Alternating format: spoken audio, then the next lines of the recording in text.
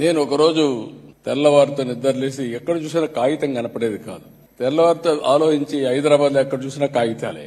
అది చూసిన తర్వాత నాకు అనిపించింది మనం కూడా ఇలాంటి ప్రాక్టీస్ చేయాలని. ఎట్లా చేస్తున్నారంటే రాత్రి బయలుదేరి రాత్రంతా మొత్తం ఊరంతా తిరిగి కడాన ఈ చెత్త ఏ విధంగా కలెక్ట్ చేస్తున్నారో చూసిన తర్వాత ఆ చెత్తని అప్పట్లోనే ఎనర్జీగా కన్వర్ట్ చేసే ప్లాంట్ కూడా వెళ్ళి చూసిన తర్వాత డిటో రాత్రి క్లీన్ చేసే వ్యవస్థ ఆంధ్రప్రదేశ్లో హైదరాబాద్ తీసుకొచ్చి ముందుకు పోయాం.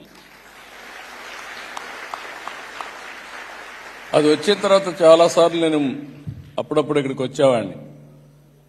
లీ కువాన్ యూ గారు అందరికీ వచ్చిన వాళ్ళందరికీ చెప్పేవాడు, ఇండియాలో చాలా మంది పాలిటీషియన్స్ వస్తారు, సీఎంలు వస్తారు, వచ్చి ముస్తాఫా షాపు పోయి షాపింగ్ చేస్తారు,